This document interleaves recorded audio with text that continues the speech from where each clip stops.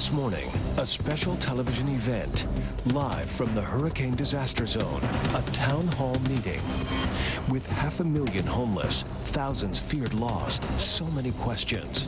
Ahead, the survivors speak out. Where was the help when they needed it most? Why did it take so long? How many lives could have been saved? And what happens next? This is a Good Morning America town meeting. Hurricane Katrina, tough questions, straight answers. With Diane Sawyer in the Louisiana hurricane zone, Robin Roberts along the devastated Mississippi coast, and Charles Gibson at Good Morning America headquarters in Times Square, New York.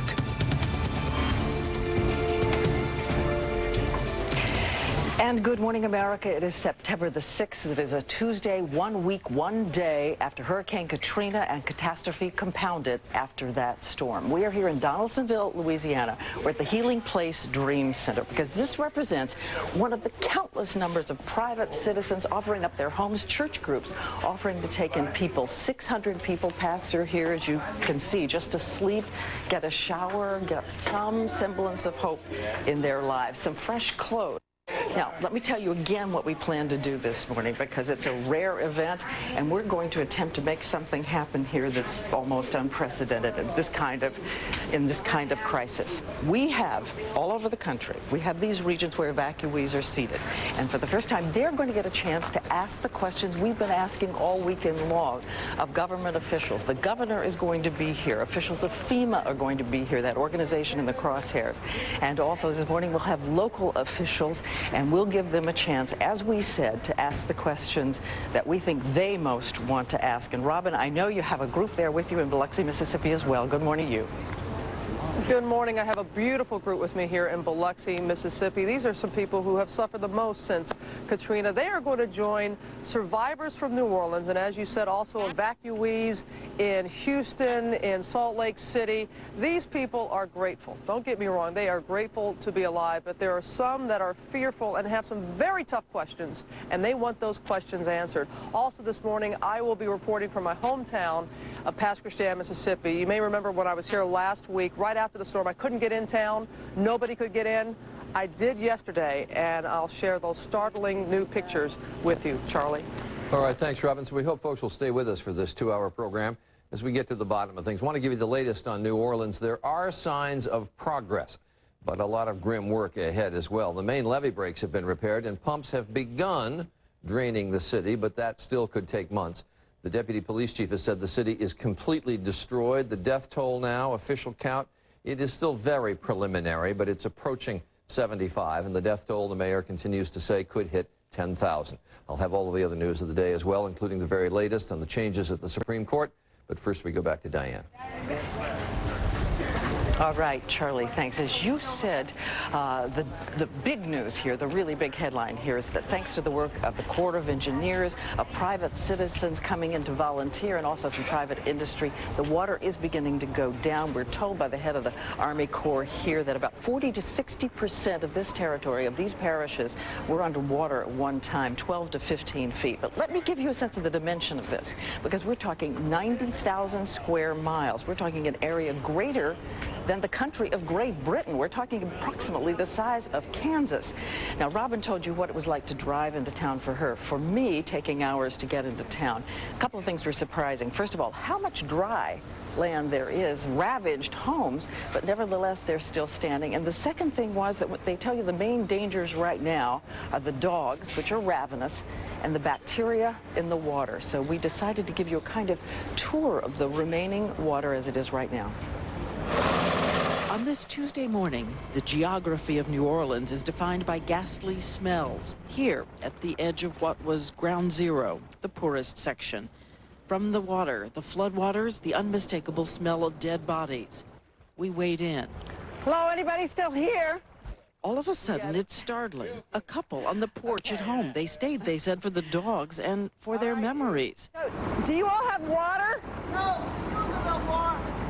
We can't reach them because under the water there are sidewalk curbs that plunge deep. And we've been warned not to let floodwater touch our skin. Back in the heart of the city, other smells.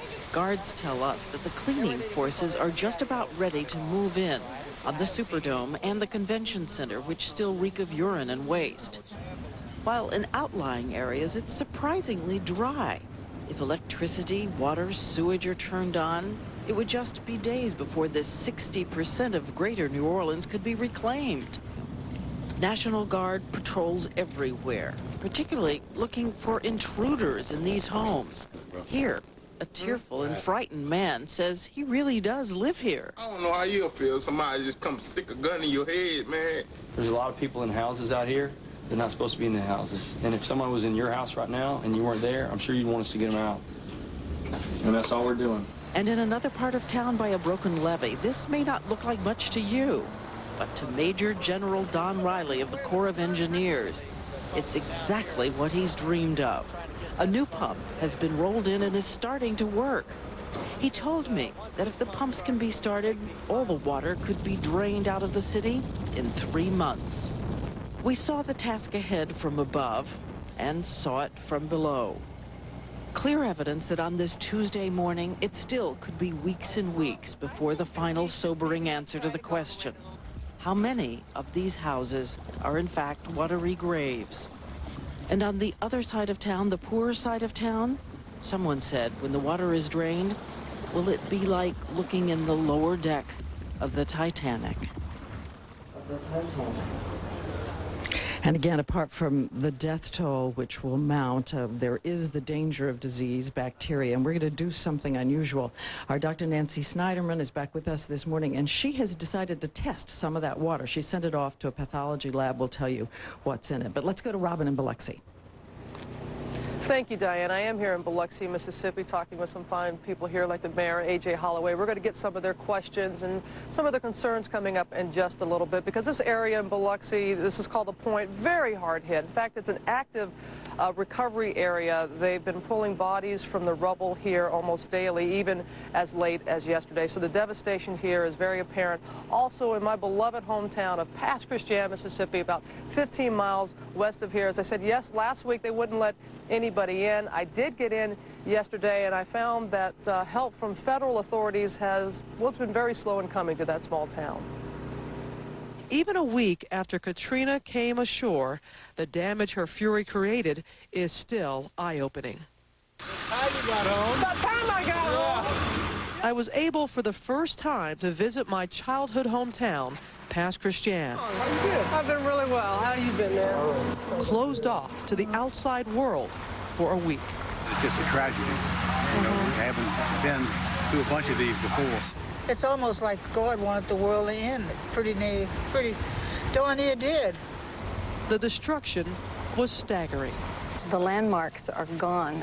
But nothing prepared me for this. My old high school, gone. Science over there, math over there. No longer there. It withstood Hurricane Camille, but Katrina got it. Seats from the auditorium, bicycles lie in the debris.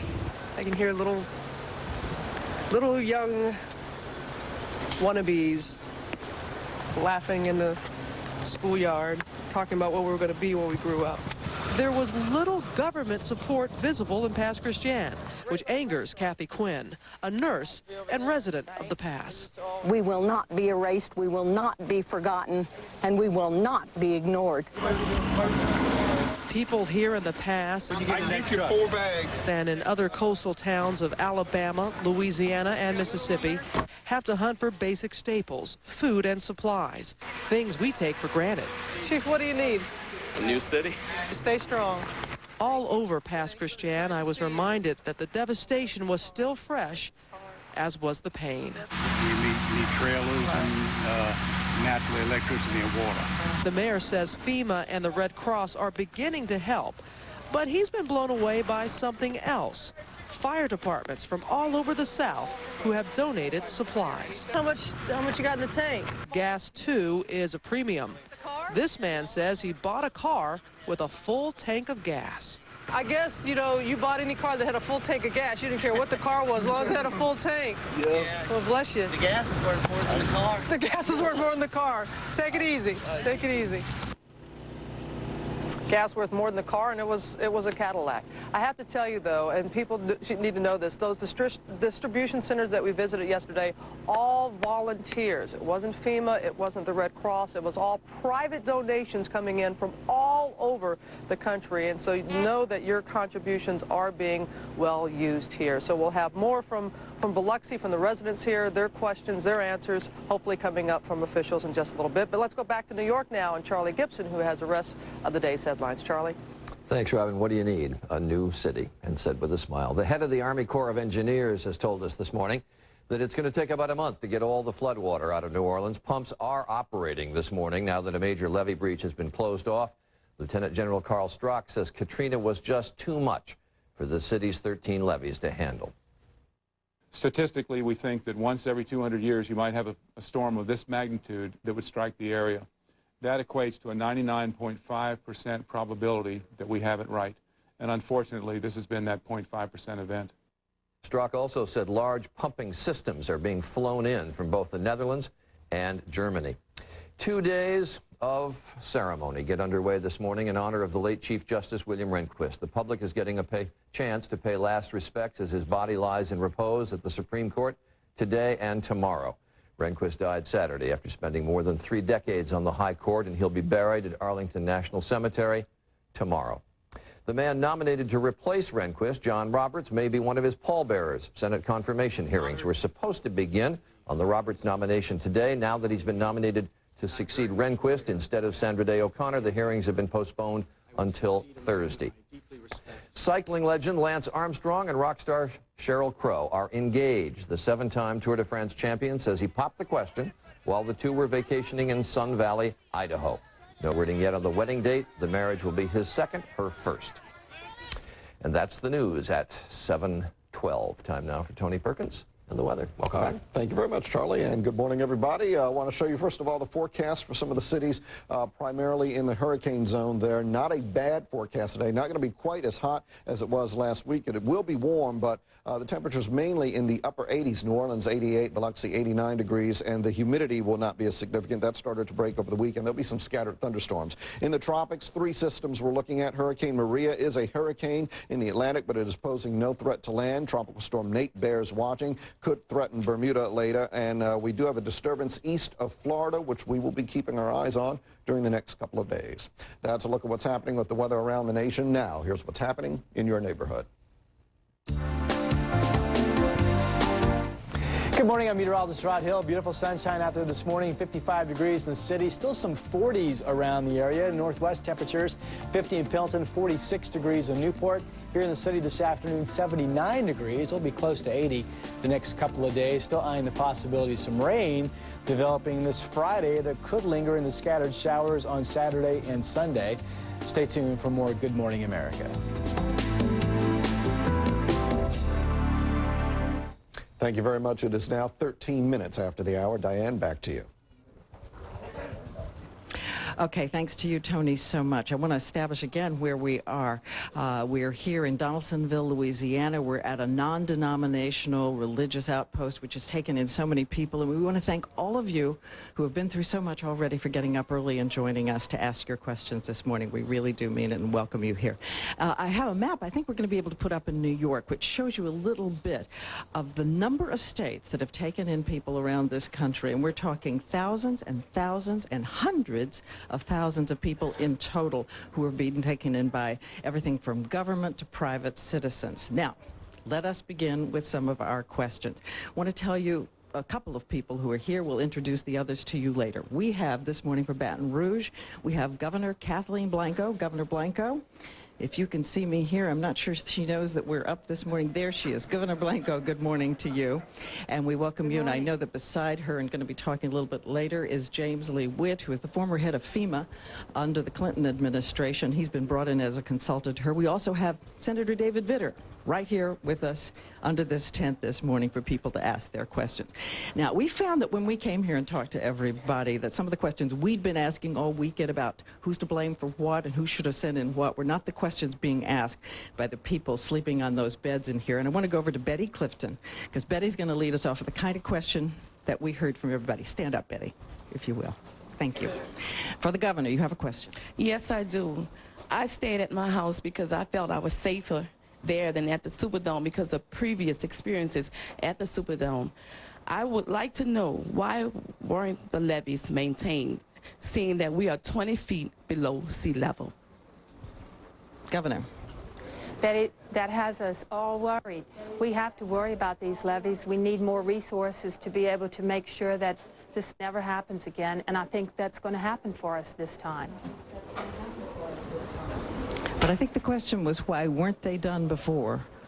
What can you tell us about that? A lot of money, time, and attention is given to the levee system, but there's always been a concern, and in more recent years, we've had less and less resource. The Army Corps of Engineers budget has been cut oftentimes, and they've warned over and over again, our folks at the federal level, that they need the money to maintain the levees. You know, they have more of the answers than I do. We have always been concerned, but you know, and our concerns proved to be right this time. It was a very bad problem. I don't think that's a good answer because many lives were lost, and with today's technology, I think it should have been better. Along in New Orleans where I live, the streets are always tore up, and when you ask why, they say they're making a better pumping system. Can I ask you, Betty, how hard it was for you to get out? It was very hard, very hard. I had sent my son away with my sister because I thought it'd be safer, and for days I couldn't find him, and it was upsetting. And I have family that's still missing. I don't know if you're going to find them in the houses where they lived or not, but this is a very, very bad experience, and I felt that in most cases it was unnecessary. I want to say that we're going to readdress this question of the levees in detail coming up later in the broadcast. I want to go to Barbara Pinto. She's outside the Astrodome in Houston. She's got similar questions for the governor. Barbara. Good morning, Diane. We're actually outside the Copperfield Church in Houston. This is a place of worship, but it has also become shelter for a number of our guests here this morning who were good enough to wake up and spend the morning with us. 91 people are staying here, including one of our first questioners. Her name is Hope Blanchard. She is in the 5th grade. She's 10 years old. And Hope, you had a very important question for the governor. Go right ahead. I wanted to know when can I go home? Hope, we have a lot of work to do. We want you to come home. I know you're safe there, and the people in Houston are taking good care of you. Just as soon as we can make things better, we want you home.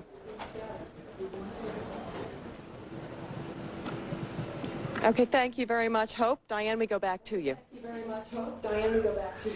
Okay, I just want to say, Governor, that I did talk to Major General Don Riley yesterday, who's with the civil engineers, and he said to me that this is his timetable. I don't know if it helps you all a lot, but this is what I've learned, that in about 3 months, he's hoping if the pumps get up and working, and all this conditional we know, in about 3 months, he's hoping to have the city drained. About 3 months then after that to clear away some of the surface debris, and it could take up to 6 months in some of the hardest hit areas to dig deep and see what's underneath. Sewage problems there, electrical line problems. So you're talking about, in his time frame, 6 months to 12 months, and that's for some of the hard hit regions. Obviously, there are ones less hit. So if that helps you at all, given that it's all conditional, those are the questions I asked. That's what I learned. Let me go to Ron Claiborne, who's the weekend news anchor, and he's here. He's got some more questions from the back. That's right, Diane. Thank you very much. I am joined right here in Donaldsonville by the Kathy Hambrick, who's the director of an African-American movie theater. Please stand up, Ms. Hambrick. And you have a question. We're going to direct this one, if you don't mind, Senator David Vitter, to you. Ms. Hambrick, your question. Yes, I'm the director of the African American Museum here in Donaldsonville. I have 7 family members living with me from New Orleans. I have about 12 family members missing in the Slidell community. My question is, considering that we already have crowded and challenged public school systems across the country, is there an alternative plan to provide counseling and education for the children who have been dispersed across the country by Katrina? Hey, Senator Vitter. We have to think outside the box. We have to go. I'm working working with many, many other folks for those new resources, because quite frankly, the way we've done things in the past, simply the programs we've had in the past aren't going to be good enough. So yes, there have to be alternatives for education and certainly for counseling, and we need to get that to where people are, wherever they are, in shelters and other communities. Senator, we've got to take a break here right now. Ron, we'll be back. We've got more questions coming up.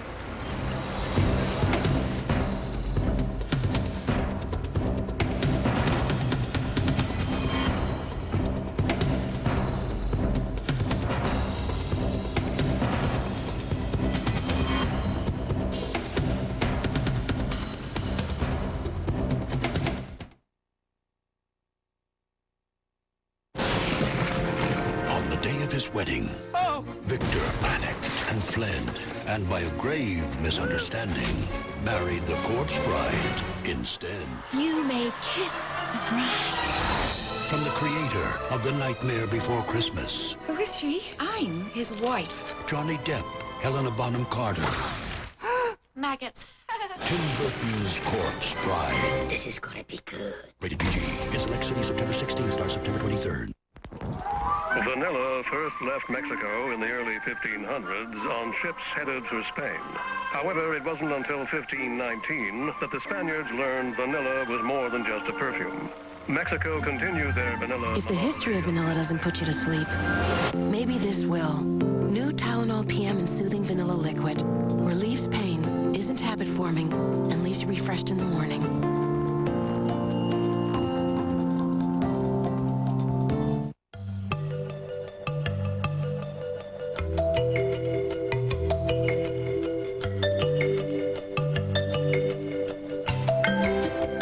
Recent studies suggest that the calcium and nutrients in milk may help you lose more weight and burn more fat when dieting. So drink 24 ounces of low-fat or fat-free milk every 24 hours as part of your reduced calorie diet. Just one more reason milk is good for you. Milk your diet. Lose weight. For more about the science, visit 2424milk.com. Exciting news from Allegra. Allegra D 24-hour. Find out what all the excitement's about. Ask your doctor today about Allegra D 24-hour. You need to know about it. Why settle for great lashes when you can be fabulous? Preferred overall to the leading mascara product. Revlon's Lash Perfecting Brush builds 100% fuller lashes. Be better than great. Be fabulous. From Revlon. Now, K2 News, brought to you by LA Weight Loss. Good morning, it's 7:22. I'm Rod Hill. Here's what's making news this morning. The Northwest is playing a vital role in bringing support to the victims of Hurricane Katrina. In New Orleans, the Oregon Guard is charged with protecting the roughest part of town. Troops fan out past collapsed buildings, burned out cars, abandoned police vehicles, and starving animals trying to keep the peace. The once densely populated neighborhoods are now nearly abandoned, but the few who stayed behind still need help. That's what we're here for. We're here to make it safe. Everybody needs to get out here for their safety. Their lives are more valuable than their possessions. It's a very difficult and challenging situation, but I think we've got the right people here to do the job. Now, the Oregon Guard has about 140 soldiers and airmen in the city, but that number may grow to more than 1,700 over the next few days. Al Gore will make a stop in Portland today. The former vice president is giving a speech on global warming tonight at the convention center. Gore has been critical of the Bush administration, saying President Bush should act more forcefully to reduce greenhouse gases. Tonight's speech is at 6:30, and it is free and open to the public. Now let's take a look at the morning commute. Here's Brian McCoy with the Town and Country K2 Traffic Team report. Brian? Well, good morning. So far, as you get on I-5 southbound, hitting the brakes back at Mill Plain, slow all the way across the Interstate Bridge down into Delta Park. The Banfield, give yourself some extra time if you're heading inbound. There you see it. That slowing starts right back at 205. Carries slow all the way down towards I-5. And the Sunset inbound, tied up back at Bethany to Murray. Then again, fairly heavy from Sylvan, working down towards the tunnel. For Town and Country Auto Dealerships and the K2 Traffic Team, Brian McCoy. K2 News. And thank you, sir. It's a beautiful start to our Tuesday. The complete forecast coming up after this. On the new Free to Live program from LA Weight Loss, I lost 118 pounds in 45 weeks. I had gone to the doctor, and he told me that he had actually removed the diagnosis of obesity from my chart. The tip cards were great. It's regular food. You just get it at the grocery store. I'm now even enjoying a mom's volleyball league and doing things that I never would have dreamed that I would have been doing. LA Weight Loss, proud sponsor of the 2005 Komen-Portland Race for the Cure. This is K2, the spirit of the Northwest. If you're in one of these locations, you may be able to receive a clearer signal by tuning to one of these UHF channels. For all the years of dedication, nights gone without sleep, and lives you've touched, we exist to serve you. TIAA CREF, helping to build the financial portfolios of those in the academic, medical, cultural, and research fields. Visit us online to find out how we can serve you. TIAA CREF, financial services for the greater good.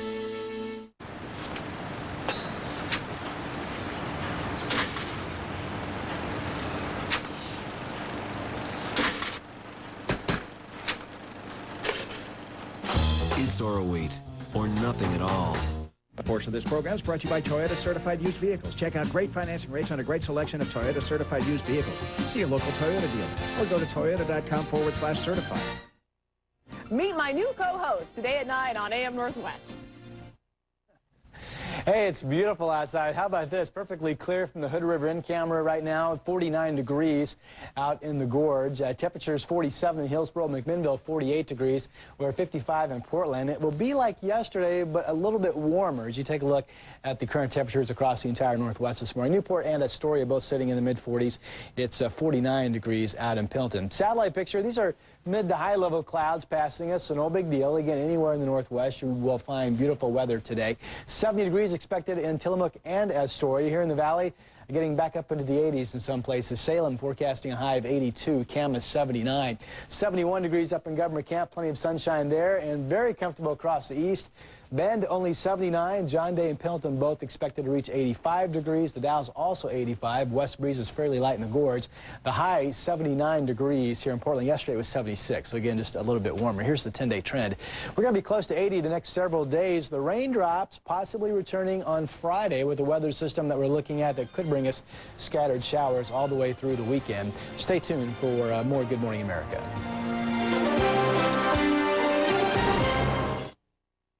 See the difference every night on K2 News at 5. K2 News. The difference is local. You're born. You go to school. You work hard. You raise a family. You pay your taxes. And when you die, the IRS can tax you again, taking as much as 55% of everything you've saved for your children. It's called the death tax, and it's wrong. With his vote, Senator Ron Wyden could eliminate the death tax. Isn't a lifetime of taxes enough? Are you having problems with your hearing? May I recommend that you call your local Starkey Hearing Center. They're fully accredited. That means that they've met national certification and licensing standards set by the government. They're staffed by experts. Your hearing will be professionally evaluated, and if hearing aids are needed, they have a wide selection, including digitals like mine. So here's their offer. Call today or tomorrow. Get a complete hearing checkup. There's absolutely no obligation. There was a telephone and a red balloon and a picture of a cow jumping over the moon. See the cow jumping over the moon, Franklin? And there were 3 little bears sitting in chairs and 2 little kittens, just like you, Misty, and you, Pogo, and a little toy house and a young mouse. You hear that, fellas? A young mouse. We love animals as much as you do. I gotta go, guys, all right? I'll be back tomorrow. Maybe more. Visit the Oregon Humane Society and feel the love. In a world besieged by boredom, a band of heroes unites to save the day from the everyday. Ringling Brothers and Barnum and Bailey Circus presents the greatest show on earth. This time, everyone gets in on the act. Tickets are on sale now, playing September 8th through the 11th, and come an hour before showtime for the free all-access pre-show. The countdown to Martha's return to daytime TV has begun. Welcome home, Martha! It's the season premiere of Martha. In just 6 more days. With Desperate Housewives Marcia Cross, Jay Leno, Elmo, and David Spade. It's all good. Plus cooking, crafting, and gardening live. Live? Ay, ay, ay. Season premiere week begins. See you September 12th. On Martha. Starting September 12th on K2, The Spirit of the Northwest. K2 News, voted Oregon's best investigative journalism. This is a Good Morning America town meeting. Hurricane Katrina, tough questions, straight answers. With Diane Sawyer in the Louisiana hurricane zone, Robin Roberts along the devastated Mississippi coast, and Charles Gibson at Good Morning America headquarters in Times Square, New York. And Good Morning America once again. As we said, it's September 6th, 1 week and 1 day after Hurricane Katrina and all that ensued. We are here in Donaldsonville, Louisiana. We're not too far from New Orleans here, and we're here because this is one of the religious organizations, non-denominational, that's taken in so many people to help them out. And, you know, even as we ask questions this morning, I want to say on behalf of the evacuees here, they are so grateful, and many of them have said to us how grateful they are for the help that everybody is trying to give right now. So please don't think that the questions they're asking, or the tough questions they're asking, mean that they're not grateful for the help and the shoulder and the arm around their shoulders right now at this time. But as we said earlier, I am here, and Charlie Gibson is in New York. Good morning to you again, Charlie. And Robin Roberts is in, well, she's home in Biloxi. Robin? I am in Biloxi. Let me echo what you said here, Diane. I've been talking with the residents here in Biloxi. As the sun comes up, we look around. We're at the point where so many people lost their lives, and they are so grateful. They do have tough questions, and we're going to get to them. They have some legitimate concerns. So we're going to get and continue that town hall discussion in just a little bit. I want to tell you what else is coming up as well. We're going to go back to New Orleans. You know the dire situation there, and one of the biggest concerns, the floodwaters, the toxic floodwaters. You're not going to believe how dirty, how dangerous that is, and we'll discuss that. Also, I don't know if you heard about this. This 6-year-old boy is like the Pied Piper. Amazing story. This little bitty 6-year-old leading so many other children out of harm's way from the disaster. And we're also, it's always difficult when you bring up race, but many think that it was a factor in the recovery efforts here. And so we're going to bring up that very, very hot debate. Was race an issue with Hurricane Katrina? So much more to discuss here, Charlie. And we'll get to all that in just a moment. Just some headlines out of New Orleans. There is a lot of hard, grim work ahead, but also some signs of progress this morning. The main levee breaks have now been repaired, and pumps have begun draining the floodwaters, but it still could take months. And across the region, as many as 160,000 children have been displaced. A major task now to find places for them to go to school. There are 51,000 military and National Guard troops in Louisiana, Mississippi, and Alabama working on the relief effort. We'll keep you updated on all of that and the other headlines of the morning, but let's go back now to Diane. And one just little bit of good news here. I want to tell you, in just minutes now, a lot of the kids in this audience are getting ready to head off to school. Thanks to everybody in Louisiana. They're going to be going to school. Some of them have some brand new backpacks, and we'll let you know when they're getting ready to board the buses. But I want to bring in now someone very familiar to all of us, Dr. Nancy Snyderman, who is a special correspondent for Good Morning America and also vice president of Johnson & Johnson. Because Nancy, yesterday as we went out on the water, and you talked so much about this, that the water is really a health hazard, and the question always was been, would we see consequences from that? And we decided, you decided, to take some samples from the water and send them off and see what you found. What'd you find? It's very interesting. It's a great irony, Diane. There's water everywhere, yet not water for people to bathe in and drink. So we tested this toxic sludge, and this morning we have the results. Thousands of hurricane survivors spent hours trapped in or wading through floodwaters. This was do or die. It had to be done. The trek was more dangerous than survivors may have realized. Good Morning America asked microbiologist Paul Pierce to test a floodwater sample collected by ABC News in one of New Orleans' hardest hit neighborhoods, the 9th Ward. The results are astounding.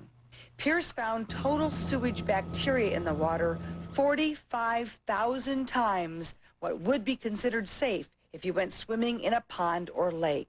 In terms of total microorganisms in floodwater, this is about as bad as it can get.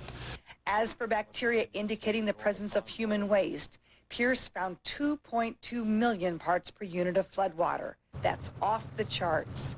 And he showed us how the polluted water glows under a black light.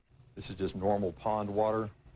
But here's our floodwater sample, fully lit up, loaded with bacteria.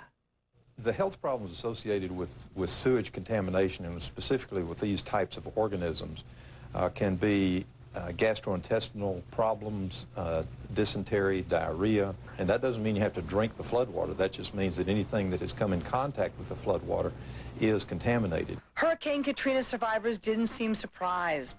One told us wading through the water was still better, though, than the time she spent living in the Superdome.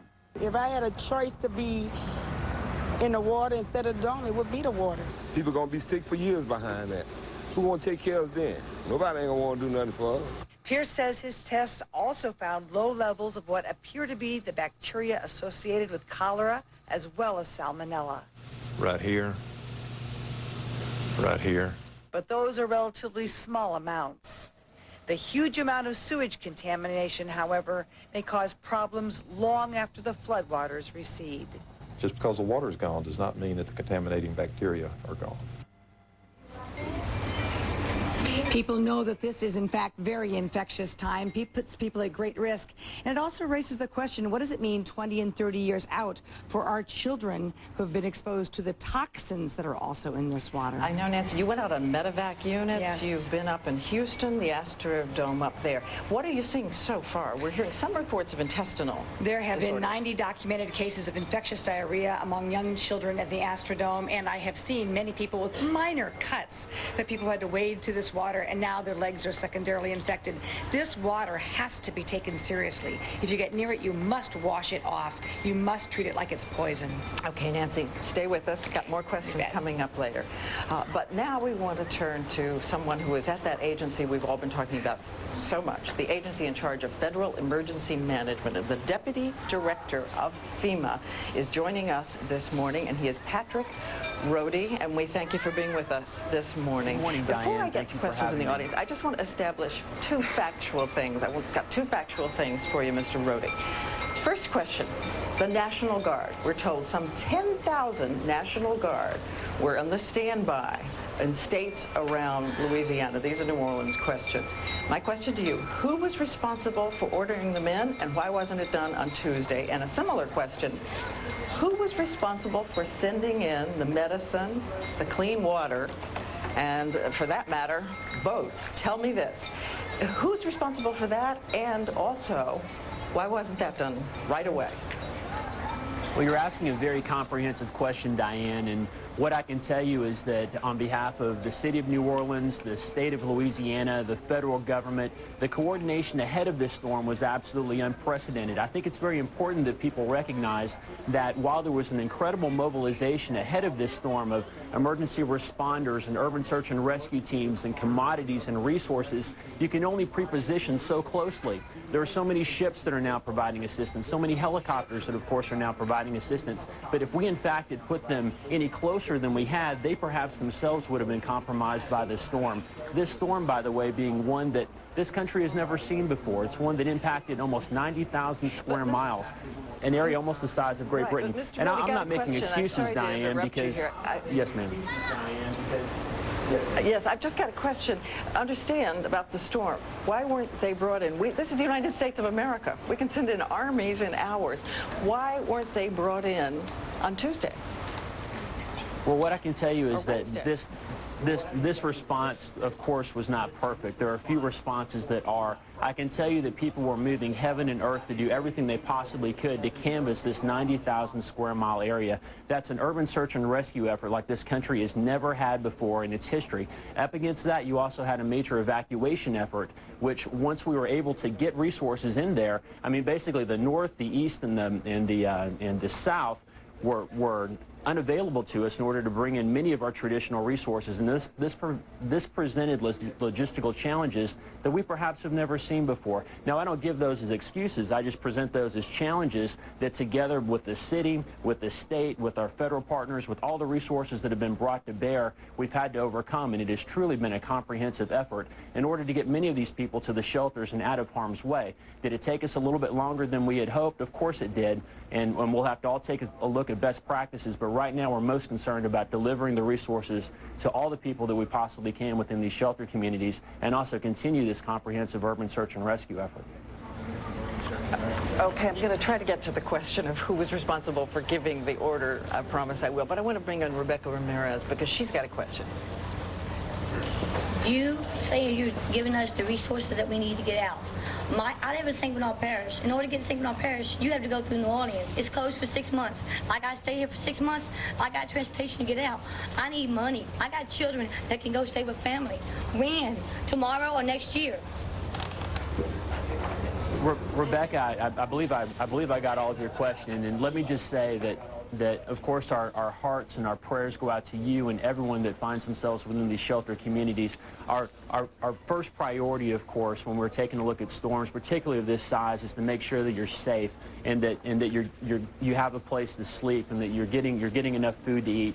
Of course, right now what we are doing is we're all moving heaven and earth to make sure that all the resources of the federal government, together with our state partners and city partners and those within the community that you now find yourself within, are mobilizing all the resources we possibly can. One of our first priorities, beyond just the immediate sheltering needs that you face, is to make sure that we're trying to get you some financial assistance. And what we're going to do, what FEMA is doing right now, and what of course the Red Cross is assisting in many ways themselves, what FEMA is going to do is to make sure that you're receiving a debit card, and we're working very aggressively over the next several days to get that to you. That's going to help you go on out and buy some of the personal belongings that you would like to buy. It's going to allow you to go out and purchase some of the clothes that we know that you're going to need. It's going to allow you to basically begin to reestablish, at least on the financial side, some of those things that we know that you desperately need in order to begin to reconstitute this long-term issue that is going to be making sure that we're working to get you as best set up as we can here to better sustain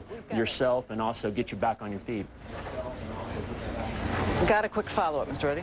Okay, if you want to send the debit cards, we have no resident address. We have to send it to where we're going to be staying. How are we going to get to it? We are going to find you. What we are doing is, and the president has made it very clear, that we are eliminating as much red tape as humanly possible. We are going to find you. And the Red Cross has a very comprehensive check-in program and a registration program. We're working very carefully with them. We also are sending FEMA representatives around to many shelters over the next several days. Many shelters have already been canvassed by FEMA representatives. I would encourage you, if you can, to call the FEMA number, and that's 1-800-621-FEMA, to make sure that you're registered. It's very important that we come to you, that we find you, that we work together with those there on the ground to make sure we're capturing your information. And we're going to cut through as much red tape as humanly possible to make sure that we're finding you, to give you these debit cards so that you can begin to reconstitute some of those daily subsistence issues that you so desperately need. Okay. Mr. Reddy, I want to move out of New Orleans now and go to Robin over in Biloxi because they have a set of different problems, but of course urgent problems as well. Robin?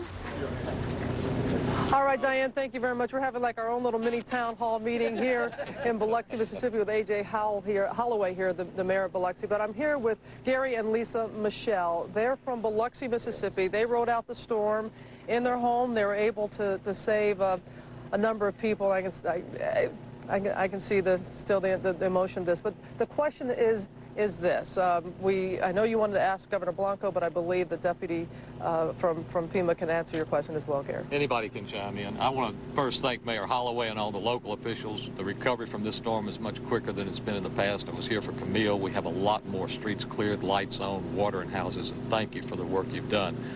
The thing that's bothering us, we haven't had a lot of outside news that we could get to see while we were in this early stages.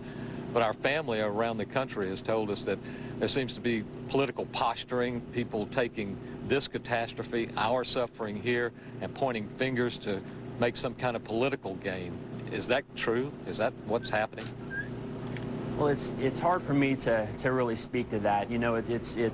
it's something that, you know, unfortunately, you know, FEMA administers some 50 to 60 presidential disasters a year. And, you know, FEMA is a very small agency that, in fact, doesn't own one plane or one helicopter. What FEMA does is try to coordinate within the federal community whenever the city and the state requests us to come in. And clearly the city of New Orleans and the state of Louisiana, once they decided that they couldn't respond, they asked the federal government to come in to try to respond as best that we can to supplement their assistance. And certainly there is, you know, there's going to be criticism whenever you see any kind of disaster, but particularly one of this scale. It's not something that we shouldn't anticipate that there's going to be criticism, and there's some hard questions being asked, and those questions should be asked. But right now what we're trying to concentrate on is continuing the very critical evacuation mission that you've seen within New Orleans and also within areas of your community there in Mississippi, and this search and rescue effort. You know, I wish, you know, so much has been concentrated on certain pictures within certain pockets of this disaster. Then I just wish we could take everyone with us to see and hear the stories of these courageous first responders, these men and women who have been out there basically risking their lives to save some 25,000 people, literally knocking on roofs of doors, breaking them open with hatchets and rescuing people within inches as the floodwaters rose, within inches from their own death. And these are really the stories that we need to be talking about. The American community is coming together as never before. FEMA, the men and women here who, of course, are moms and dads, and, you know, our hearts just go out to everyone out there who's suffering. You know, everyone's doing everything that they possibly can. It's very important that we all recognize that we've not seen an incident like this in this country in modern time, and this is going to take an unprecedented number of everyone coming together to make sure that we get it right. And so hang in there. We certainly appreciate everything that you're doing down there, and we just ask for your patience as we all try to do the best we possibly can. All right, I want to thank Patrick Rohde, Deputy Director of the Federal Emergency Management Agency, and they're going to have a lot more questions, we know, in the days ahead. We want to bring back in Governor Blanco and also James Lee Wood, who is former head of FEMA, as we said, and brought in as a consultant for her on all of this. And let me go to Bob Woodruff, because he's in New Orleans with another group, and they have questions for Governor Blanco. We are actually on the balcony of the Astor Crown Plaza Hotel, which is on Canal Street, which is turned into a canal. We have 11 survivors of this hurricane. Some of these people here were in their houses in the French Quarter, others in the hotel. And I have to say that this is the first time they've actually been able to see television in more than a week. They've been gathered around radios. We've set up a television for them here, and this is the first time they've been able to see it. Joe Bodie said he saw an aerial for the very first time. And we do have a question. The first one from Anna Mothershed here, who's the auditor of the hotel. Anna? Good morning. My question is, FEMA is here now. When will the people that are actually within the city going to be able to get anything done? I've talked to some people and they don't know what's going on, who to call, who can they take and get in touch with, and right away. Well, there's an awful lot of work to be done, as you have now realized. The city is devastated, and it's going to take us a while to get the water out. That's our first job. We have to get that water out. When the water comes out, then we can put power back on and we can begin to resume our lives. I certainly hope that you're able to get food and water supplies and that you're not isolated in any way like that. We've got plenty of people now to help you and to help everybody else who's still in the city. We've suffered the greatest devastation that our state has ever seen, and it's going to take a lot of us working hard, working together to pull our communities back together and to rebuild our city and the outlying areas as well. Well, Governor, one of the things that I'm worried about is the fact that we had over 500 people almost in our hotel. We had to get them out. No one helped us get them out. No one. We tried to get them out of here for over 4 days and could not get these people out. 150 of them were elderly and needed medications and everything else. And we were wondering where everybody was. It took us at least 4 days to get them out. And if our general manager hadn't gotten them out, I don't know what would have happened. Can you tell me why it took so long? Why we kept begging for someone to help us and no one would come? We didn't have enough resources. We were begging for resources, too. We needed helicopters because of all of the water. We needed helicopters that could actually do this rescue mission, and we needed boats. We brought in everything we had, and we were begging for more. And nothing came as quickly as we needed it. Okay, back Governor, I here, understand that. in Donaldsonville, and I don't want to cut off. I don't want to cut off our other guests down there. But Ron, you've got somebody who's got a question, a doctor. That's right, Diane. Almost all of the hospitals in New Orleans were badly affected by the hurricane. Not only were they flooded, badly flooded, but they were caught with staff and patients inside, and marauding armed men were roaming the halls of some of those hospitals. I'm joined right now by Dr. Mark Baker, and you're a physician at Lindy Boggs Hospital. You were caught inside that hospital for what, 5 days? That's correct, Ron, 5 days. Okay. What is your question, Dr. Baker? My question is that until I had contacted my brother by my text phone, there were no contacts with emergency personnel at all. So my question is, who exactly is in charge? Is it FEMA? Is it the governor, myself, or is it my brother, Aaron Baker? Who is running this operation? Okay, I'm going to direct this question, if you don't mind, again, to you, Governor Blanco.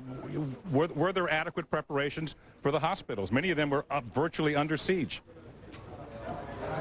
Well, the whole communications network went down, and we realized that that this is an untenable situation. There were no cell phones working. There were no Blackberries working. There were no landlines working.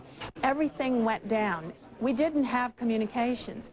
Then, as we were trying to do the search and rescue efforts, the marauder gangs started hitting on people. I had to turn my National Guard away from search and rescue to actually law enforcement. You know, you assume that when things are going bad that people bond together, but you know there's always the criminal element who will take advantage of a bad situation.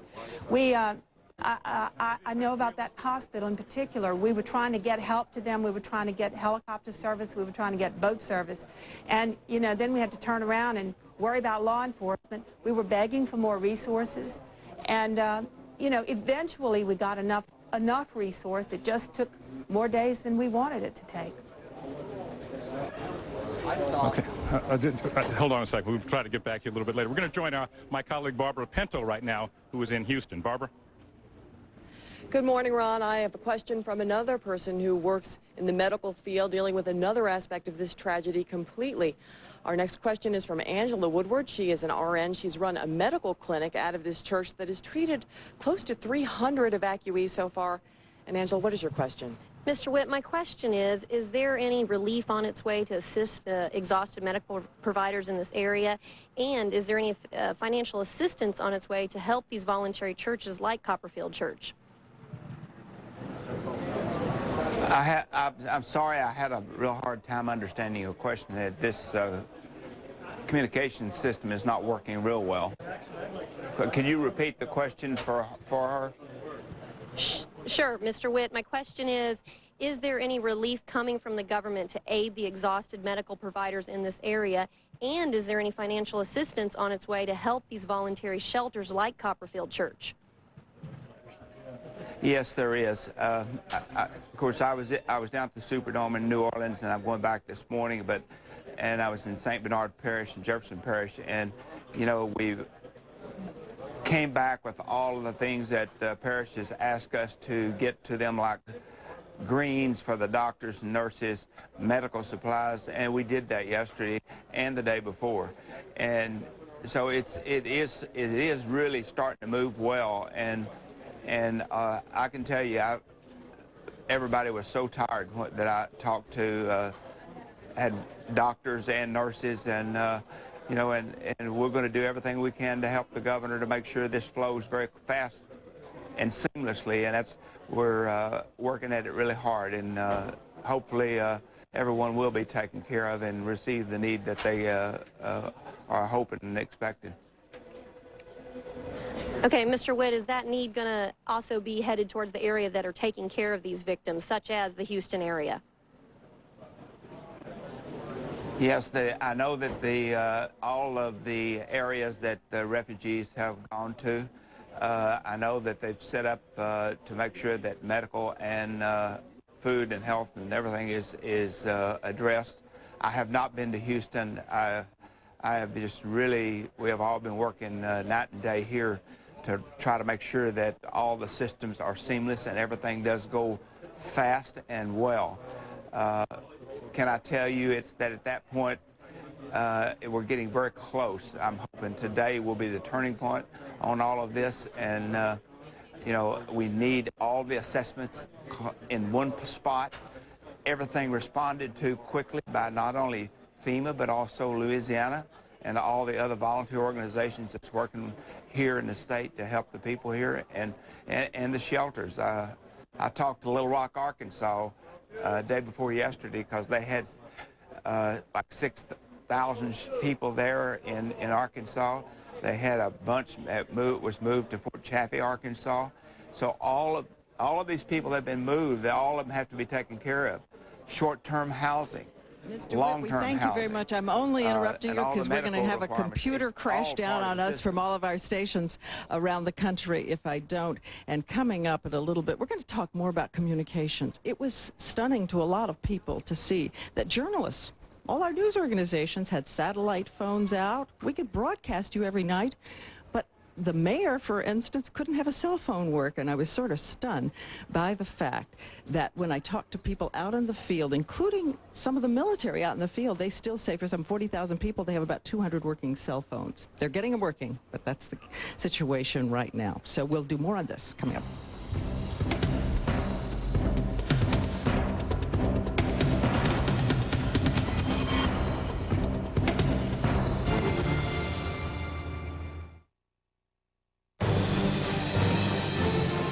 This is not the time for social advances made for the sake of social advances. Meaning a woman in the Oval Office. Meaning a woman as the leader of the free world. The President of the United States. Commander-in-Chief premieres 3 weeks from tonight, 9/8 Central, only on ABC. This is an Oregon forest, but unfortunately so is this. Fire is a normal visitor to a healthy forest, but years of keeping fire out and a lack of thinning have left many of our forests filled with fuel for large, intense wildfires, putting homes and habitat at risk. Careful forest management can help reduce the risk of these fires while sustaining the forest and all their benefits for generations to come. Here's how you can learn more about sustaining Oregon's forests.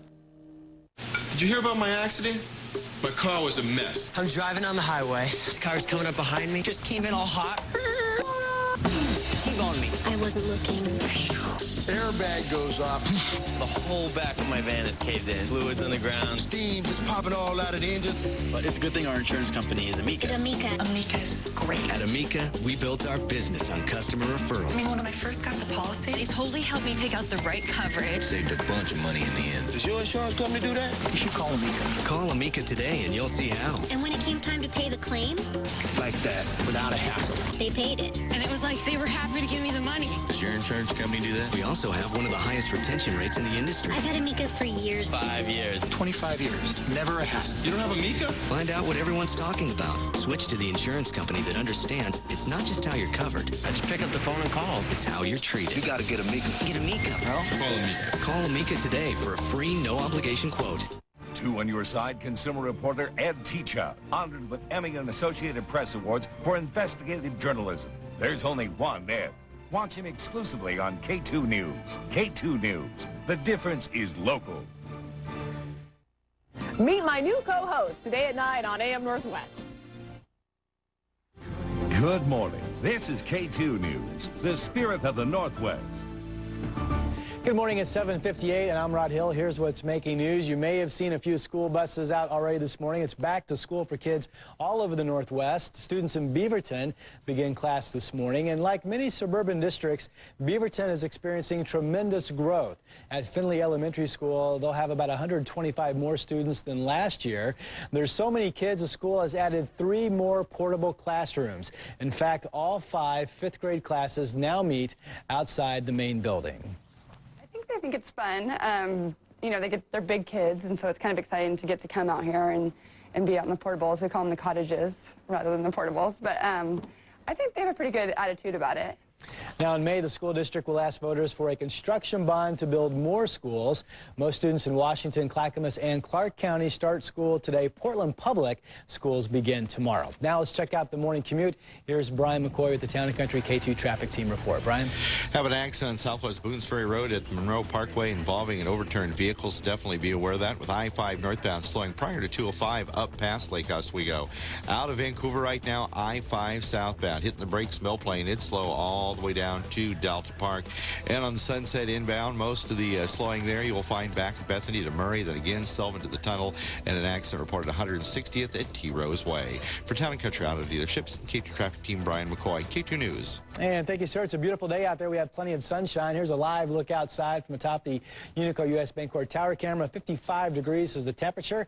Still a few 40s on the map. Salem right now 48 degrees. Hillsborough still setting at 47. It's 46 in Newport and 52 over at the Dalles. Here in the Rose City, 79 degrees, plenty of sunshine. Looks like we'll be close to 80 the next several days. Chance of rain beginning this Friday and into the weekend. Stay with more news coming up. This morning, a special television event live from the Hurricane Disaster Zone, a town hall meeting. With 500,000 homeless, thousands feared lost, so many questions. Ahead, the survivors speak out.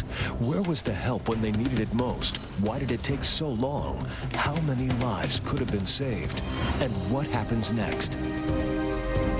This is a Good Morning America town meeting. Hurricane Katrina, tough questions, straight answers. With Diane Sawyer in the Louisiana hurricane zone, Robin Roberts along the devastated Mississippi coast, and Charles Gibson at Good Morning America headquarters in Times Square, New York. And good morning to all of you. Welcome back again. We've been saying that this is just one of the sites that we're visiting this morning, as we hope some of the evacuees, physicians, and also officials get a chance to ask questions of their own, the kind we were asking all weekend long. We say hello once more to Charlie in New York and to Robin Roberts over in Biloxi. Robin? Well, Diane, this half hour, we're also going to look ahead to the future a little bit, because it's estimated that reconstruction costs here in the Gulf Coast region, I'm in the Biloxi, Mississippi area, but in the Gulf Coast region, reconstruction could approach $100 billion. And coming up, we're going to show the record-setting ways Americans are digging deep to help those who have lost so much, Charlie. All right, thanks, Robin. I want to bring you up to date on the latest details from the disaster zone before we go back to Diane. There is some progress, as we've been saying, in New Orleans. The main levee breaks have been repaired, and the water, well, they're in the first stages of pumping the water out. But the grim task of counting the dead has just begun. The city's police chief says as many as 500 of his officers are unaccounted for, some searching for their families, others in the New Orleans Police Department have simply walked off the job, overwhelmed by the devastation. So that's the latest headlines from New Orleans. Let's go back to Diane. Okay, Charlie, I want to talk a little bit again about the reclaiming effects of daily life, because we've got some kids, as we said to you earlier, who are getting ready to go off to school, thanks to Louisiana, which is going to put them in schools, take them in buses all around here. And last night, about bedtime, I had a chance to go in and just talk to them and what stories they have to tell. It's bedtime here at the shelter, and at the shelter, the children tell the bedtime stories. This is Marcus, who says that the water was up to the fire hydrant when he and his auntie escaped, stole a funeral hearse, and managed to make it out of town. It must have been so scary. He told of looters all around them, and in the water, 2 dead bodies. One was shot in the head, and they just threw a piece of bag over it, and the other one just drowned. Were you all in the storm? Yes. Every one of you? Yes. And this is Jude, who says the water was rising so fast, up to his throat. Jude also says he saw looters too. They took nearly everything. They stole the TVs and DVD except for my games. And before they said goodnight, I asked them, what's the one thing they miss the most? I miss riding the bikes. I miss my game. My bed. I miss my game. Your bed? I miss everything. And down the hall, another child, just a month old, who doesn't know that she too has a story of a narrow escape. For the moment, her story is just a sweet dream. So many tiny babies here, and of course all over this region. But we heard another story about one young man. Chris Cuomo decided to go out and bring it to us. Chris? Thank you, Diane. Can't talk to somebody here without them saying they're worried about their kids, getting them the safety, providing a future for them now after all of this. But we all know that kids can be amazing, and this disaster is proving to be no exception. The kids are up to the challenge. They have suffered the worst of Katrina. It's gone. The roof is gone. The scary part, I thought I was gonna die. This is life. They have learned some harsh lessons. What does that mean? What does that mean, this is life? What do you know about life now? It's serious. People really die. They are kids who have overcome, none more so than 6-year-old Diamante Love. You flew in the helicopter? Yeah. On Thursday, he, his parents, siblings, and cousins decided to evacuate their flooded New Orleans home. They gathered on their roof and hoped for a helicopter rescue. Then, a fateful moment. He said that they wanted only kids, so everybody was getting frustrated because we thought that it was going to be, as a family, you know, going up in there. The kids landed alone and were quickly caught in the flood of evacuees on Causeway Boulevard. Diamante found himself with his 5-month-old brother in his arms and his 3-year-old sister and 3 2-year-olds by his side. The 6-year-old, who could barely ride a bike, became a leader. Holding hands to stay together, the diaper dandies followed their leader, slipping between legs and making their way to an ambulance. They were brought to a shelter in Baton Rouge, and 2 days later, Diamante's mother, Katrina, saw their pictures on the internet. A moment of unequaled joy amid chaos. And I just thank God, you know, when they told me they found our kids, it was so much of a relief till it wasn't, you know what I mean, it was just so exciting. All I could do was cry. 220 kids so far have been reported missing from flooded areas. Many turn up at shelters like these in Baton Rouge, alone or with extended family. They are given food, clothing, a chance at school, a chance to bounce back from the trauma, and maybe what they need most, just a chance for kids to be kids. All right, and now I'm joined with some of the kids who are here, the cousins 4. We've got Jonesy, who's the oldest at 12. We have 10-year-old Jude. We have 9-year-old Jude. And we have the big man here, 6-year-old. What do you want to say? Good morning, everyone. There you go. Now, these are 4 cousins. They all had to deal with the worst here, and they got here together, and it's very impressive. You got through the hurricane. Now, tell me, Jude, how high was the water when it all started? To my ankle. Was it the ankle, right? And you had to deal with it, and how'd you get out of here? My daddy. You got in the car. They all made it here together. They all wound up doing it. For him, the water was here. For Jude, it wound up going to here. For his brother Chris, it was over his head, and he got carried it out. But they all wound up making it here. And now they're ready for the first day of school, right? Yes. Good. School is the best thing they've ever heard of. Let's go to Robin. Robin, you're in Biloxi. October 2nd and 3rd is when this. I am here in Biloxi. Thank you very much, Chris, and seeing the young people there where you are. And here in Biloxi, Mississippi, I'm with the mayor, A.J. Holloway. I was just asking about school here for the youngsters along the Gulf Coast. What do you know? They're supposed to be opening school around October the 2nd or the 3rd is what the goal is. October 2nd or 3rd. I'm telling you, being here just a week later, it's amazing as the sun continues to rise and you look over the destruction. Is something that it's just very hard to comprehend. Mayor, many of us were here after Hurricane Camille, and we remember the immediate presence of the National Guard after Camille. They did not see that here, the residents are telling me. Was there a difference this time out with the national presence from the National Guard? Well, we did not get the National Guard as quickly as we'd like to have, but they are here now. They are at different places. They've scattered out. They're on the beach. They're at different areas of the city with guards relieving our police department. We have the Seabees here. We have the Navy here. We have a contingent of the United States armed forces in the Mississippi Gulf Coast as well as Biloxi. I've seen a big difference between last week and this week. I will give you that. Let me ask you this. A week later, what is your number one concern for the residents of the Gulf Coast here? Of course, sanitation is a big issue, you know, and we're going very strong on that. You mentioned Camille. We are light years ahead of where we were when Camille came. I mean, 50% of the city of Biloxi has electricity now. The streets are clean. the water is coming back. The pressure is building up.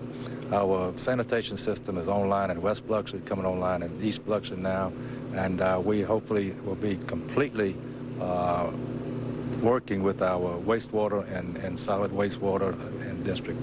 So, you know, we're way ahead of where we were after Camille, and way away for 7 days it's been since the hurricane. And I think we're doing a great job locally to get where we are today. All right, Mr. Mayor, let me talk to Joyce Battle. Can I move in just a moment right here? You are a resident of Ocean Springs that is nearby. Also, you're a member of the Missionary Baptist Church. You have your Main Street. You have your pastor here with you, and you've been running a shelter out of that. And you've received like what, 9 feet of water in the church? Correct. And and you're using that now. And this is shelter that you all, without assistance from FEMA, without assistance from the Red Cross, yes, we have not seen FEMA nor the Red Cross, you know, and physically in our neighborhood. You have not seen them? Yes. So you've taken it upon yourself? Yes, we have. We have a distribution center there and shelter for the community. That's what we're hearing over and over again, that this community, and there are many small communities up and down the Mississippi Gulf Coast who have taken it upon themselves to really take care of their people, and the distribution centers that they have established in the shelters are really to be commended. We'll have more from the Mississippi Gulf Coast later on in the morning, but right now, want to check out the weather? Let's do that with Tony Perkins back in New York. Tony? All right, Robin, thank you very much. And we will turn our attention for a quick moment to the weather. Let me show you the national map. It's been a busy 24 hours in portions of the plains in the Midwest where we've seen some violent weather. Winds have gusted up to 60 to 70 miles per hour. You can see a lot of that activity has dissipated during the last few hours, but we've seen large hail and heavy rain from the Dakotas to Nebraska and Kansas, moving into portions of Iowa and eastern Kansas this morning. Across the nation today, some rain, some of it will be flooding rains in portions of the southwest. You see the area where we'll see the strong to severe storms. Stormy conditions in much of Florida as well. Most of the eastern U.S. and the west will be fine today. That's a look at what's happening with the weather around the nation. Now, here's what's happening in your neighborhood. Good morning, I'm meteorologist Rod Hill. Beautiful sunshine out there this morning, 55 degrees in the city. Still some 40s around the area. Northwest temperatures, 50 in Pendleton, 46 degrees in Newport. Here in the city this afternoon, 79 degrees. It'll be close to 80 the next couple of days. Still eyeing the possibility of some rain developing this Friday that could linger in the scattered showers on Saturday and Sunday. Stay tuned for more Good Morning America.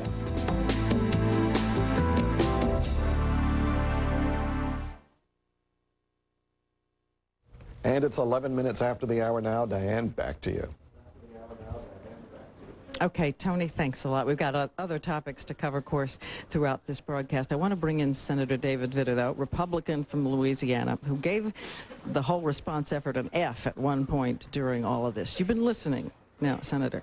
The first thing you said to me is the governor's responsible for calling in the National Guard. Was that call issued in a timely way is my first question. And second question, when you just listen to the general cadences of how overwhelming this was it overwhelming? Was it neglect? What was it in your view? Well, hindsight's 20/20, but certainly we can now say we needed to make this a full-scale military operation, starting with the National Guard immediately, because when we turned the corner was last Friday, when the military really came in, boots on the ground, National Guard as well as active duty military. So is it the president you give the F to? What's that about? I was talking about the initial relief effort, and that was FEMA as well as the state bureaucracy. And then when we turned the corner was Friday, when it really became a full-scale military operation, and that should have been done sooner. Looking from the vantage point of both state and the federal government, what do you think of the president's role in this? And also, how did this lack of communication and coordination take place when all the planning processes were supposed to be doing just that? I've been with the president on several occasions. He's been very focused and very strong on every occasion, and things happened. In terms of communications, that, you're right, completely imploded, and that was a huge issue. And that was another reason it's good that we're making it a military operation, because their communications are much better. All right, Senator Vitter. I want to throw to Ron Claiborne. He's at the back of the room, and he's got more. All right, Diane. Joining me right now is Dushaval Wright and her little 2-month-old daughter, Kamisha. Now, Dushaval Wright, you live in Algiers, right across the river from New Orleans. What's the condition of your home? We have no home. The ceiling's caved in. And I was wondering how long would it take for them to find a house for me and my kids, and I'm still looking for my 8-year-old daughter. You're staying here in Donaldsonville right now. Correct. Let me direct this question, if I may, to James Lee Witt, the former FEMA director, national director, recently retained by the governor of Louisiana, Governor Blanco. Mr. Witt, can you give her an answer? Yes. First of all, let me just say I hope you find your 8-year-old daughter, and if there's anything that we can do to help in that effort, please let us know.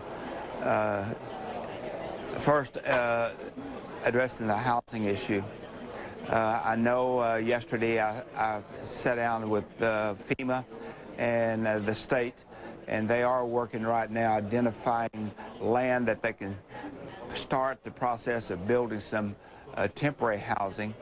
And then as they move people out of shelters into the temporary housing, then they will be looking at permanent housing. The most important thing right now is that people are safe, they're getting food and medical treatment, but it's really, really important that the short-term and long-term housing program goes very quickly. The infrastructure to support that goes very quickly. And also what's really critical is to get the power back up, the sewer and the water back up in these communities that they've evacuated from, and all the streets cleaned. And that way that you can go in and do an evaluation and do testing the air quality, water, everything else, and then to see if it's possible to save some of those homes. We don't know yet. EPA and CDC and everyone's here. I talked to Secretary Levy.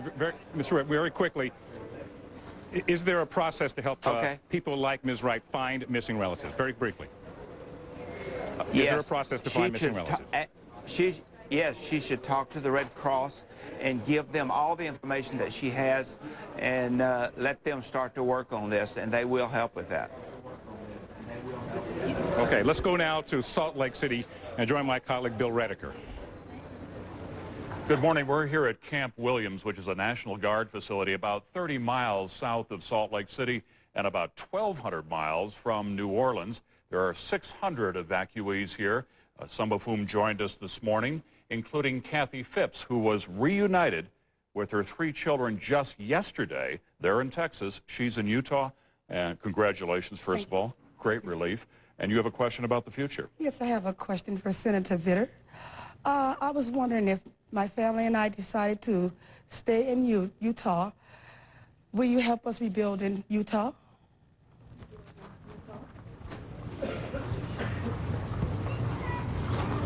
We're going to get help to evacuees wherever they are, but I would urge you to come back to Louisiana as soon as you can, and that's what we want. We want to rebuild our communities here better than ever. So we're going to get help to you and other families wherever they are, but we want you to come back as soon as possible and build an even better life there. That's what I'm focused on, what we're all focused on. Okay, we'll be back with more in just a moment. We'll rejoin you.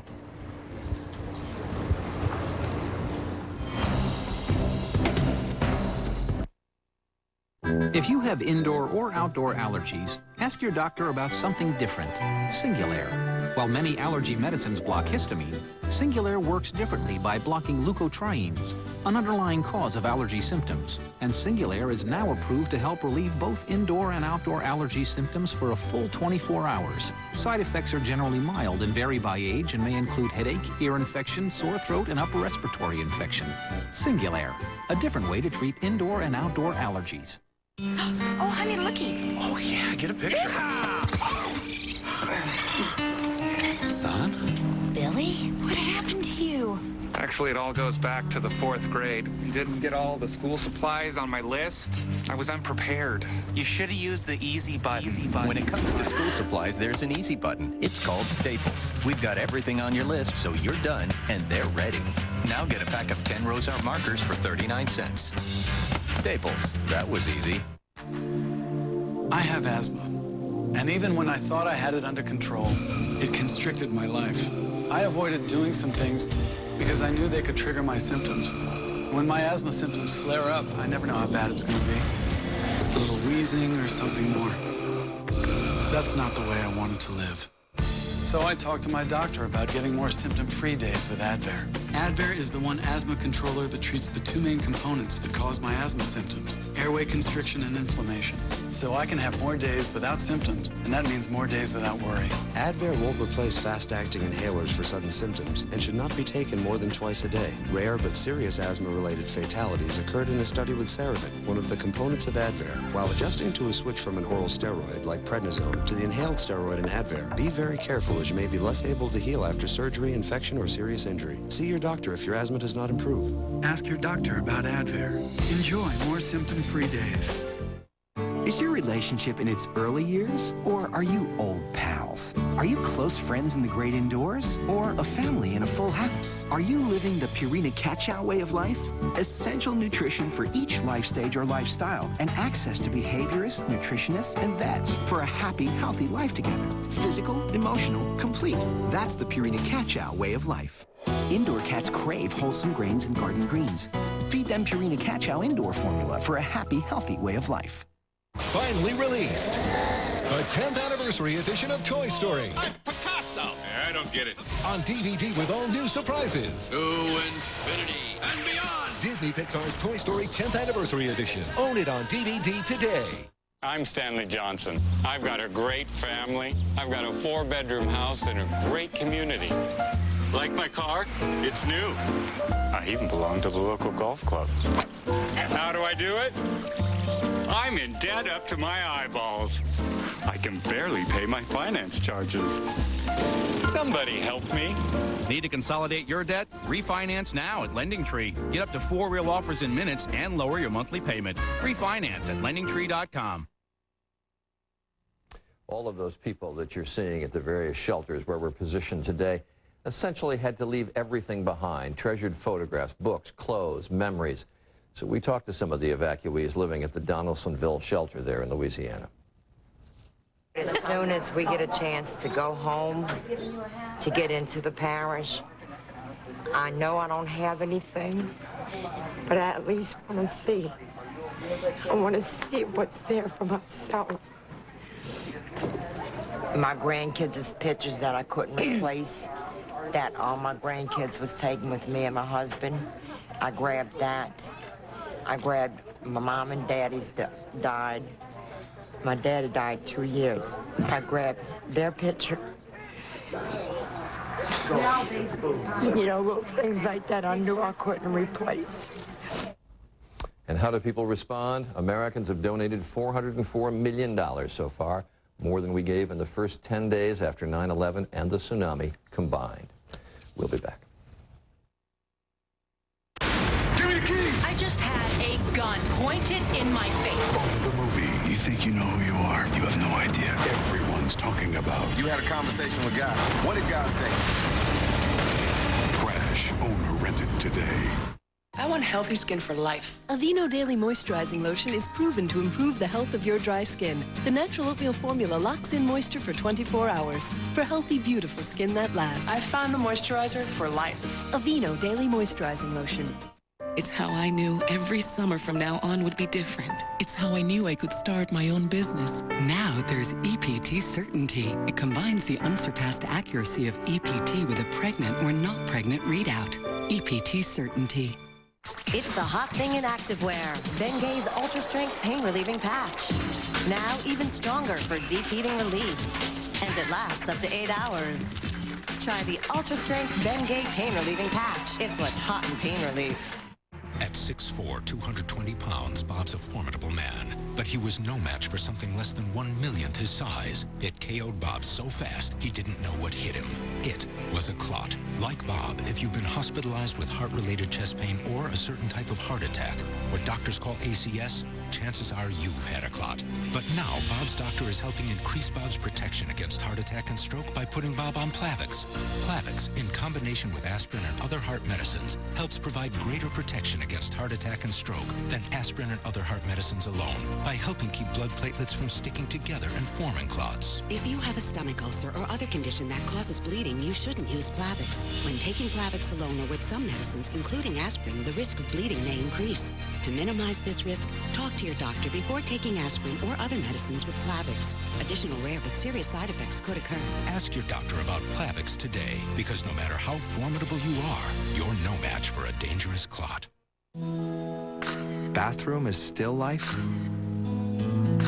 How about bathroom is real life?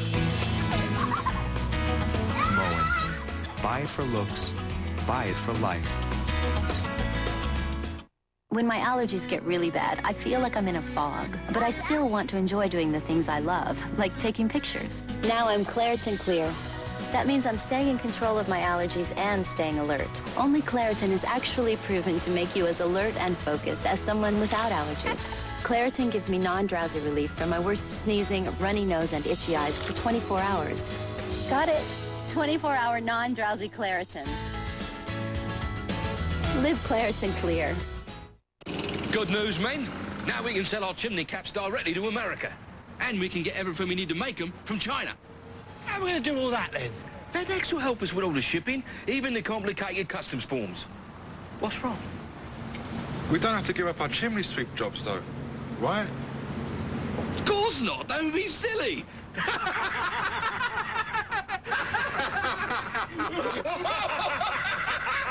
FedEx, helping take your small business to the world. Now, K2 News, brought to you by Amica Insurance. Good morning, I'm Rod Hill. Here's what's making news on this Tuesday morning. Gas prices in the Northwest have gone from being among the highest in the nation to, get this, among the cheapest. Right now, gas in Oregon is the third lowest in the country. It averages $2.88 a gallon for unleaded. Washington's average is $2.91. In areas hit by Hurricane Katrina, supplies are so tight, drivers are waiting for hours in long lines. Gas in some places is reaching $5 a gallon. However, Oregon's Attorney General is warning drivers here to stop topping off their tank. Gas distributors say that can cause unnecessary supply shortages. We're hearing $5 and something a gallon for gas in Louisiana, so we're thinking, well, gee, we want to get in and get our product before it goes to $5 here. We won't see $5 a gallon here. If we do, it'll be a few years down the road, but we're not going to reach that. Let's hope not. A worldwide response to Hurricane Katrina could actually ease the pain at the pump. Industrialized nations have freed up 60 million barrels of crude, which is already bringing gas prices down slightly. As students head back to class today, police want to remind drivers about Oregon's school zone laws. Across the state, all drivers must obey the 20-mile-per-hour speed limit in school zones at all times of the day, including weekends. The law says if you are in a school zone where the speed limit is 30 miles an hour or less, you must slow to 20 miles per hour. On roadways where the posted speed is 35 miles an hour, there should be times posted in which you need to obey the 20-mile-an-hour limit. The legislature has voted to change this controversial law, but the changes won't take effect until next fall. And it's a beautiful morning outside right now. We have mostly sunny skies across the entire area. A live look outside right now. The temperature is 57 degrees, Unico US Bancorp Tower camera. Temperatures elsewhere 54 rather in Scappoose. Hillsborough is at 52 and McMinnville is at 52 degrees. Everybody will be dry on this Tuesday. Up in Seattle right now, 55. Over in Pendleton, the current temperature is 54 degrees. And here is the forecast for the Northwest.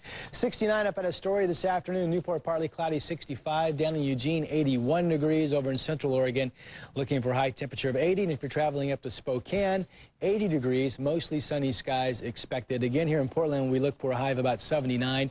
81 tomorrow, 80 on Thursday. At this time, still watching a pretty good chance of rain if it holds together on Friday, developing with a cold front. And then scattered showers, maybe some rumbles of thunder possibly over the weekend, Saturday and Sunday. No signs of warm air next week. At this point, it looks like most days will be close to 70 degrees. Now back to more Good Morning America. Did you hear about my accident? I'm driving on the highway. I wasn't looking.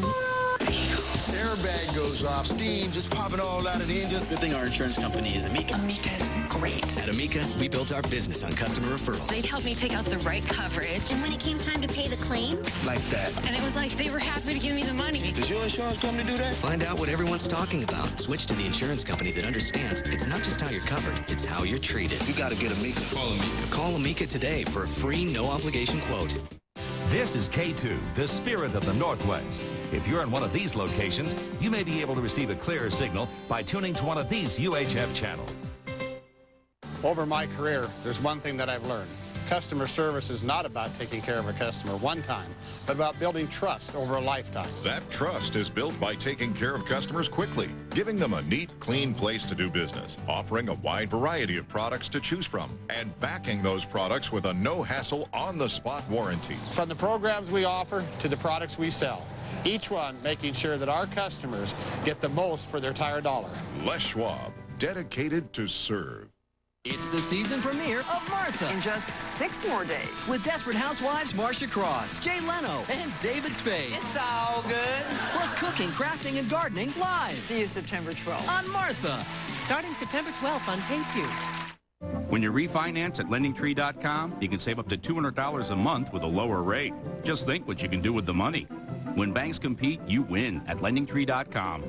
Sunday, October 2nd, join us for the 2005 Portland Memory Walk and take steps to end Alzheimer's. Alzheimer's disease affects thousands of Oregonians and their families, and right now there's no cure in sight. The 2005 Alzheimer's Association Memory Walk is the largest single fundraiser to fight Alzheimer's disease and gives assistance to local individuals, families, caregivers, and medical providers. So join us Sunday, October 2nd for the 2005 Portland Memory Walk. For more information, go to KATU.com. K2NU, the spirit of the Northwest. A cross-country bike odyssey today at 9. This is a Good Morning America town meeting. Hurricane Katrina, tough questions, straight answers. With Diane Sawyer in the Louisiana hurricane zone, Robin Roberts along the devastated Mississippi coast, and Charles Gibson at Good Morning America headquarters in Times Square, New York.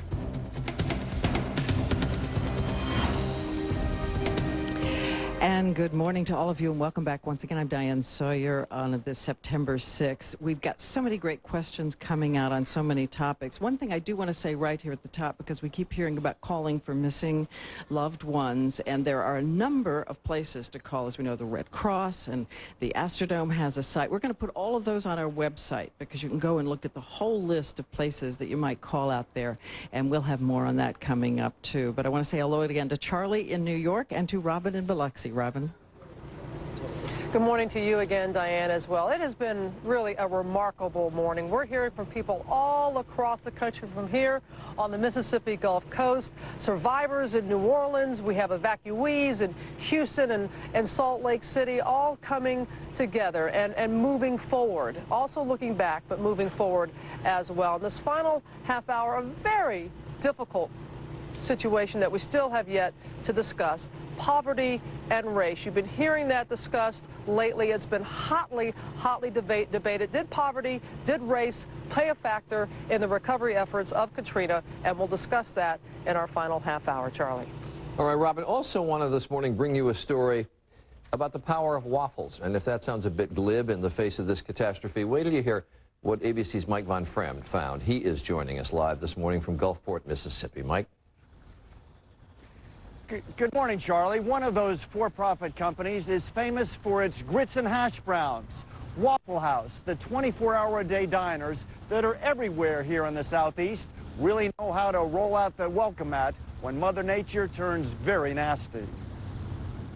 In a time of crisis, the Waffle Houses of Louisiana and Mississippi are proving to be safe houses for shell-shocked customers and for hundreds of employees. You can run a business like a business, or you can run a business like a family, and we run it like a family. After Katrina struck, Waffle House managers from Texas, the Carolinas, and Georgia were dispatched to the worst-hit areas, and generators and supplies were trucked in, allowing more than 60 of the 100 stores initially shut down by Katrina to reopen quickly. Double quarter cheese on 13. We shipped in 110,000 pounds of ice, 100,000 gallons of water, 60,000 Cokes, 100,000 pounds of food. No employees, not even those working for stores completely destroyed, will go without pay. We actually flew in pay teams. Other big companies are trying to help in similar ways. Both JCPenney and Walmart are offering workers displaced by Katrina employment in stores elsewhere in the nation. Smaller companies like this casino in Mississippi have taken to manually printing out paychecks for employees. People have to survive, and they have to have paychecks in order to survive. Waffle House has always been the place for comfort food. These days, it's the place for comfort. And they're serving up some Southern hospitality despite the hostile conditions. Charlie? All right, Mike, thanks very much. So many companies responding very quickly to what's happened there. I'll have extra syrup. Tony Perkins? Hey, I know from experience in the hurricane zone, we look for Waffle House because usually they're among the first ones to open. We were looking for them last week, too. All right, let's take a look at what's happening with the National Weather Forecast. I want to start with the high temperatures for the nation. Take a look. Orlando, 88 degrees for a high today. Yesterday was the first day in 56 consecutive days that Orlando did not hit or exceed 90 degrees. Rapid City, only 78 today. They were 95 yesterday. Tomorrow's map looks like this. Looks very similar to today's map. We've got some of those storms in the plains. Won't be quite as strong in the Midwest, though, although we'll see some rainfall in portions of the Midwest towards the Great Lakes. Also some flooding rains in the Southwest. Still stormy conditions, I'm afraid, for portions of Florida, but dry for most of the East and in most of the West. That's a look at what's happening with the weather around the nation. Now, here's what's happening in your neighborhood. Good morning, I'm meteorologist Rod Hill. Another beautiful day expected across the Northwest with mostly sunny skies. Temperatures in the 60s to about 70 along the Oregon beaches. Inland areas will be close to 80 degrees. Enjoy your Tuesday, mostly sunny skies expected. And this weather report has been brought to you by Federal Express, coming up on 35 minutes after the hour now. Diane, back to you. Okay, Tony, thanks. As we said earlier, questions about the role of poverty and even race in what happened down here have arisen, and they have provoked a range of responses from fair, unfair, provocative to absolutely ridiculous. But we thought we'd explore some of these sides of the issue, and Ron Claiborne has some guests. Ron? That's right, Diane. Anyone watching the images, watching the television coverage of the crisis there in New Orleans cannot help but notice that of the people stranded in New Orleans after the hurricane struck, the overwhelming percentage of them were African American. We talked to some people all around the country and in this area, black and white, and asked them if they believe there is, in fact, a racial aspect to this crisis. Come get us, because we're not leaving yet. This is a racial story. It's very difficult to imagine this happening to folks who are not poor, to folks who are not African American. We knew this was going to happen, yet it was allowed to occur. This is not an Afro-American. Look at this. Look at this. It's a Caucasian. We are American. This is terrible. As the waters subside, the death toll could be astronomical and of a frightening dimension because we've been so slow on the rescue.